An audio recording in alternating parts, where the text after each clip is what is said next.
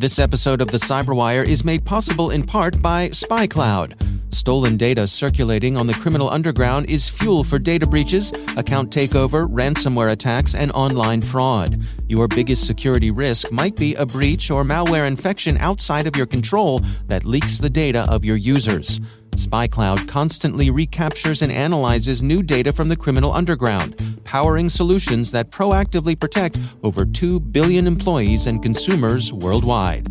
Learn how to make recaptured data your best defense at spycloud.com/cyberwire. That's spycloud.com/cyberwire.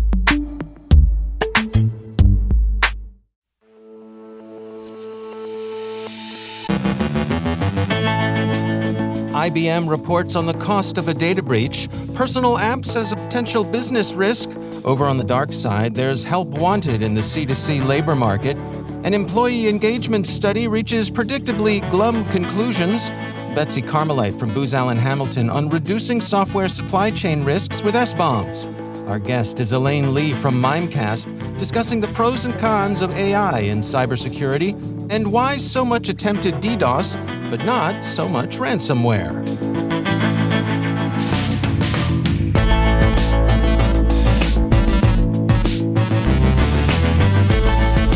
From the CyberWire studios at Data Tribe, I'm Dave Bittner with your CyberWire summary for Wednesday, July 27th, 2022.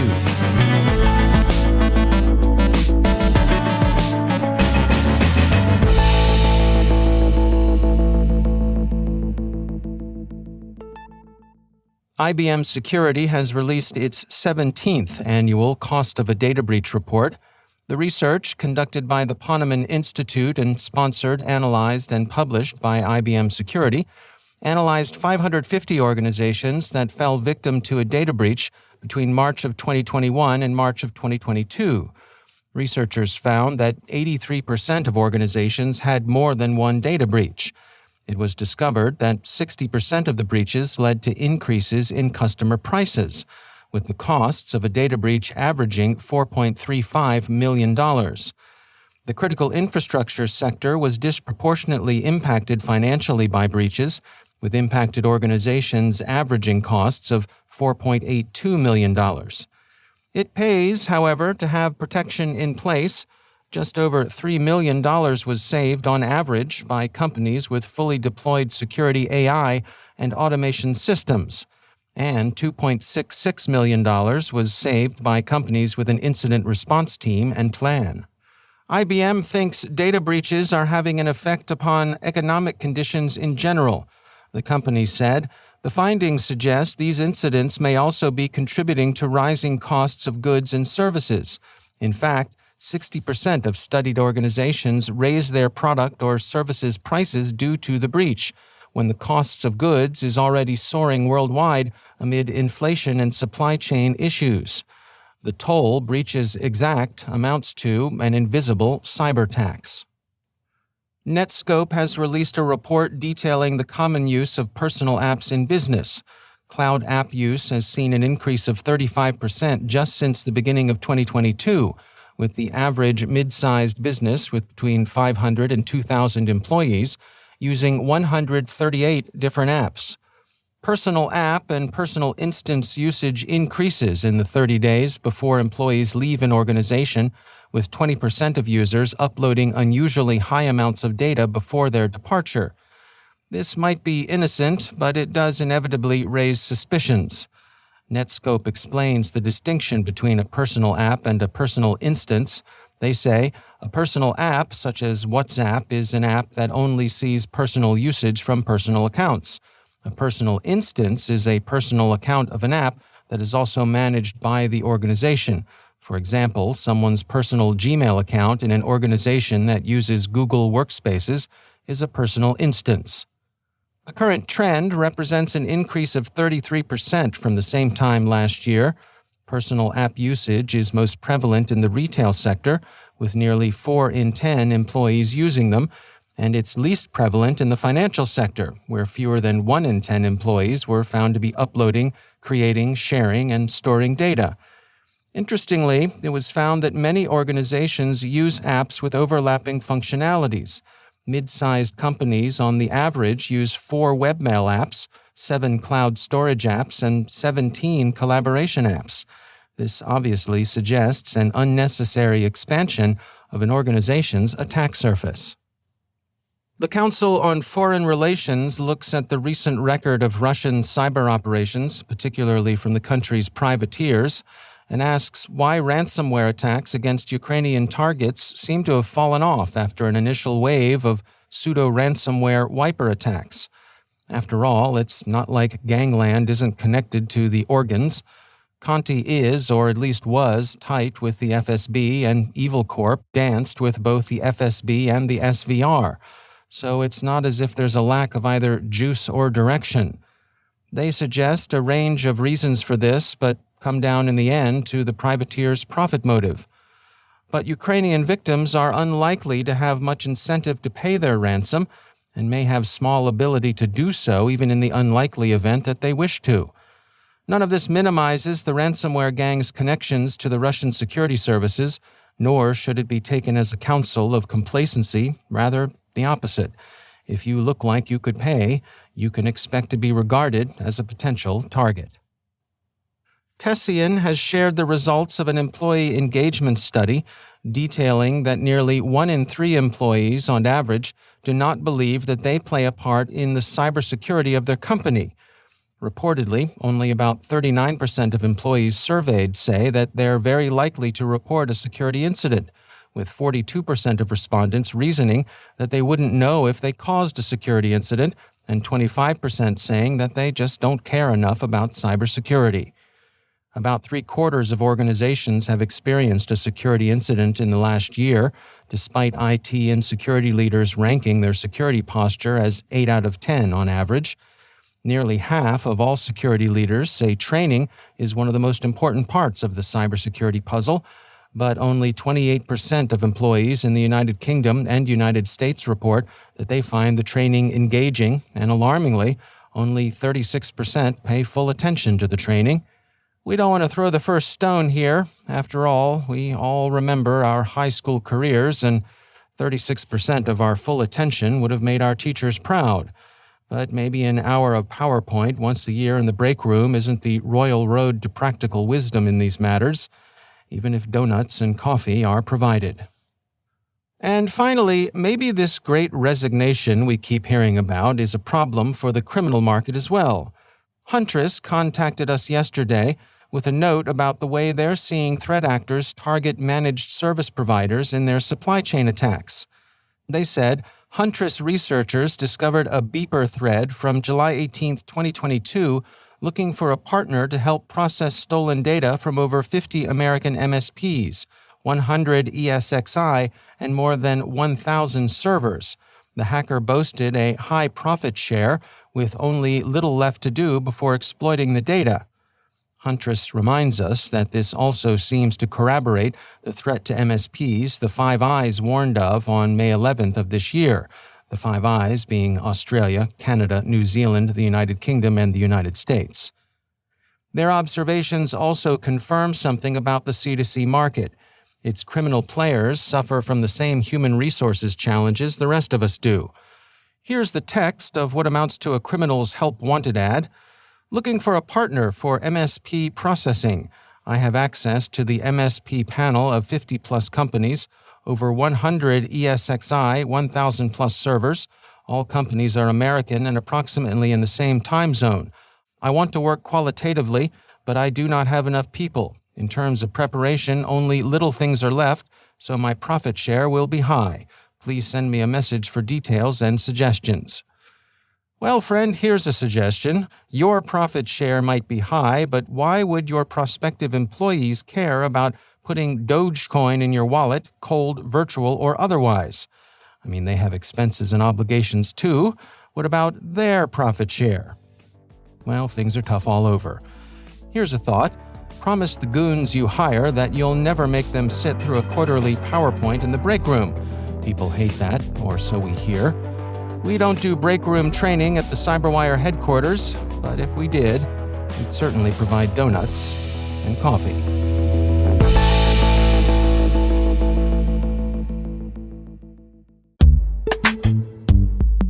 And now, a word from our sponsor, ExtraHop. With millions of dollars to earn, today's cyber attackers have grown advanced. Whether they're hiding malicious activity in encrypted channels, laying low under the guise of a trusted third party, or taking advantage of the latest CVE, they know they'll have the upper hand. In a world where attackers have the advantage, ExtraHop is on a mission to help you take it back.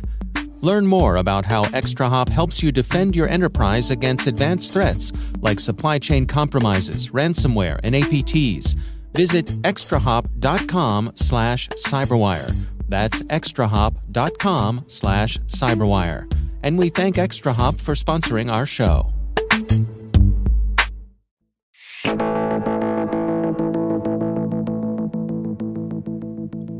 Elaine Lee is a principal data scientist at Mimecast's CyberGraph team, and I caught up with her for her take on artificial intelligence for cybersecurity, where it works well and where it's still got a ways to go.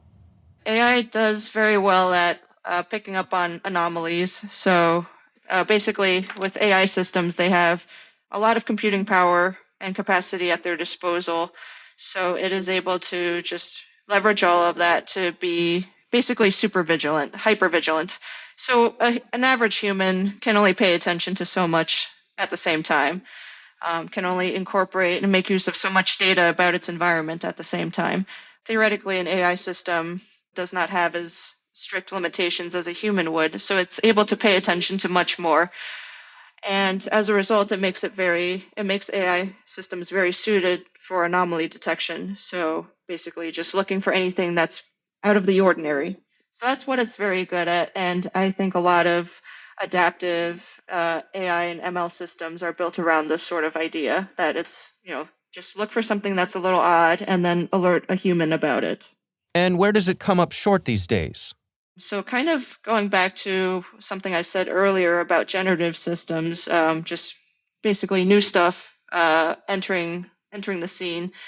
I don't think we're quite there yet, but AI systems might not be very adept at identifying new threats, new and emerging threats. I think a lot of existing current AI systems are built around recognizing known attack vectors and known just basically things that have been seen before, attack types that have been seen before. So if you try to do something new, it would take a while for an AI system to pick up on it, if it ever picks up on it. So oftentimes you still need that human in the loop to train the AI system to recognize a new threat type. So that is, long story short, it's not very good at detecting very, very novel threats. So where do you suppose we're headed then? I mean, as you look at some of the things that are on the horizon or where the technology is headed, what does the future hold? I think AI ML systems will get better at detecting novel threats, kind of touching upon something I said earlier about generative types of models. Maybe if the quality ends up being good enough, that those generative models, those outputs from those generative models could be used to inform new AI ML systems for defense. So that could be where we're headed. In terms of people integrating this into their security defenses, how should they best calibrate the part that artificial intelligence plays? It varies by organization, by team, by company, by culture. So the best advice I give is to just make sure the human is in the loop, make sure you have a human that's involved in the calibration, also understand the organization that you're trying to protect. The IT admin is definitely the best person for that. That would then be their job to understand the population, the group of users that they're trying to protect, and therefore utilize the tools that's available to them. Be it AI, ML enabled, or just your ordinary cybersecurity tools. Just utilize them effectively to protect your team. It's not one size fits all advice, but maybe the only general advice I could give is make sure the human remains in the loop and can calibrate and adapt their security solutions to meet the needs of their teams. That's Elaine Lee from Mimecast.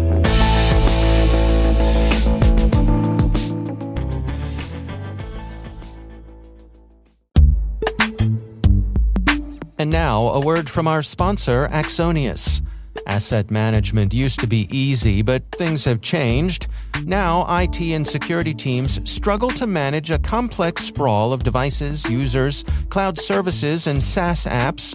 It doesn't have to be this way, though, and that's where Axonius comes in.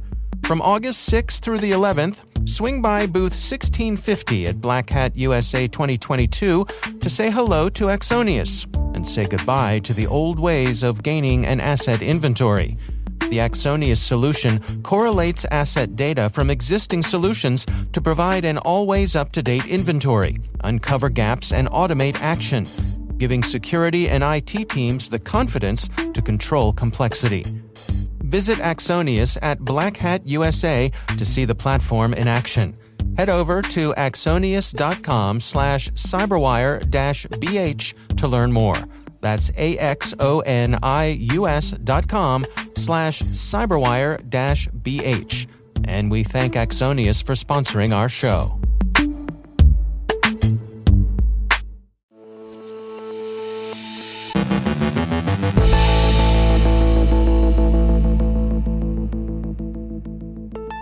And joining me once again is Betsy Carmelite. She is a principal at Booz Allen Hamilton, as well as being the Federal Attack Surface Reduction Lead. I want to touch base today on software bill of materials, also known by the catchy name SBOMs. I wanted to get your take on where we stand with this and what are some of the things that this is potentially going to do for us.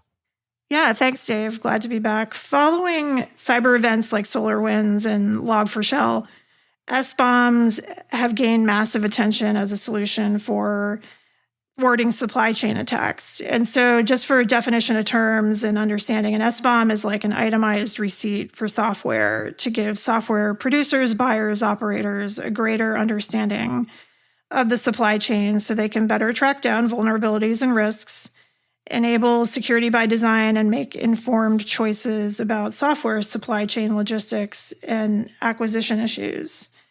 So in terms of integration, I mean, what do organizations have to do to be in compliance here? Yeah, to envision how SBOMs fit into an effort to counter software supply chain risks in a more integrated way, we're recommending starting with a well-known military symbol. And so we've created a framework around this, the trident. So this represents the cross-functional effort needed to counter software supply chain threats. So if you look at the trident, the longest prong in the center is a set of techniques used for hunting advanced persistent threats. And on each side is another prong. One is SBOM implementation on the left and augmented data risk management on the right. So tips to kind of wield this framework within that trident include ensuring your organizational policies and procedures allow for fast-moving implementation of the framework across software that touches all segments of your organization and consistently applying it. Also, engaging your employees regularly around ways to detect malicious activity through cyber awareness programs. This is really your basic cyber hygiene approach. Always educate and inform. Third, use APT techniques to discern vulnerabilities in tandem with your SBOM analyses.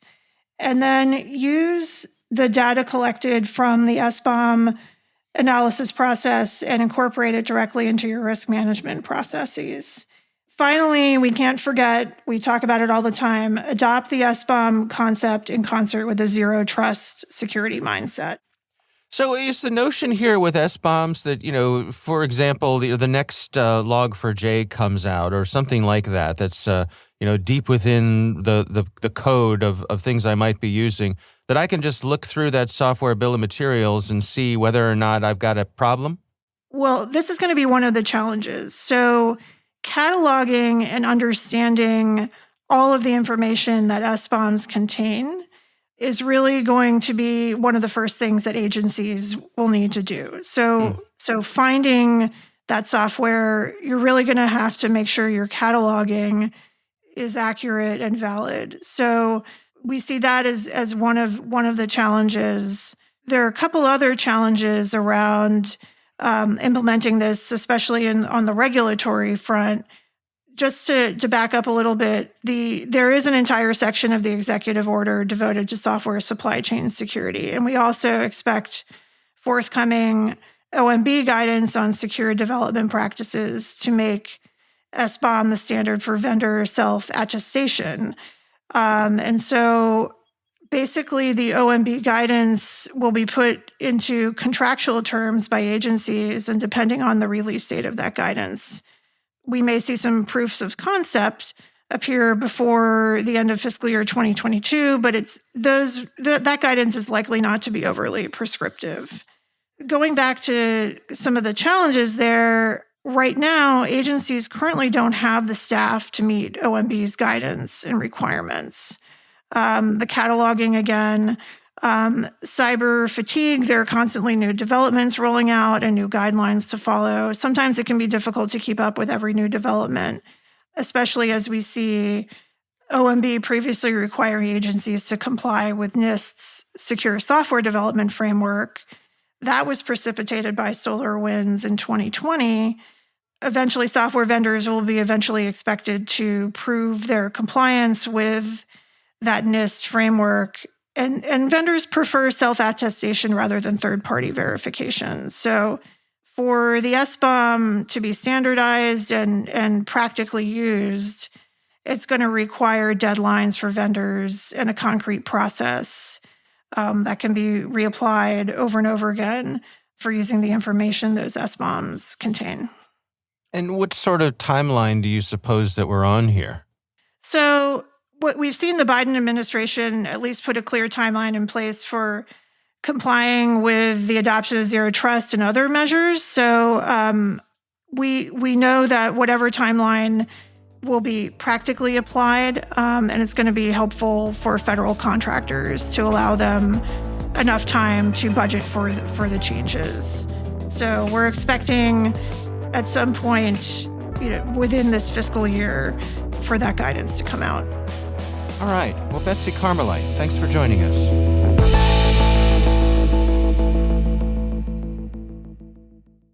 Thanks to all of our sponsors for making the CyberWire possible, especially our supporting sponsor, Tyke, the leading API and service management platform for managing API security. Sign up for a free trial at tyke.io/security. That's tyk.io/security.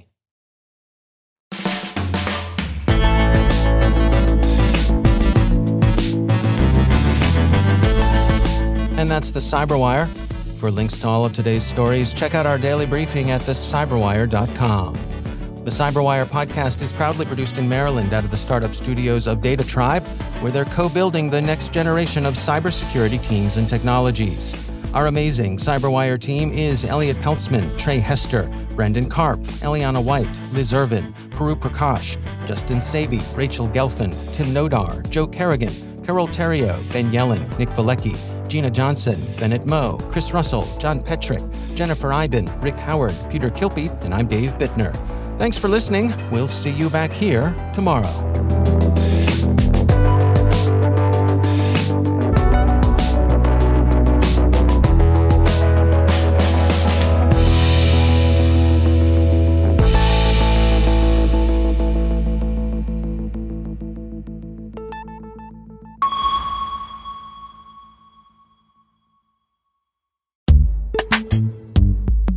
And now, a word from our sponsor, Soul Cyber. Cyber insurance is a necessity these days, but with 1 in 3 applications being rejected and premiums increasing 50% or more, it may feel like dealing with the repercussions of ransomware and hackers might just be easier. Find out how Soul Cyber can help you get the right level of protection, fast-track your cyber insurance application, and even save you up to 30% on your premium with their Soul Cyber Insurance Plus program. Learn more at soulcyber.com/insurance. That's SOLCYBER.com/insurance. And we thank Soul Cyber for sponsoring our show.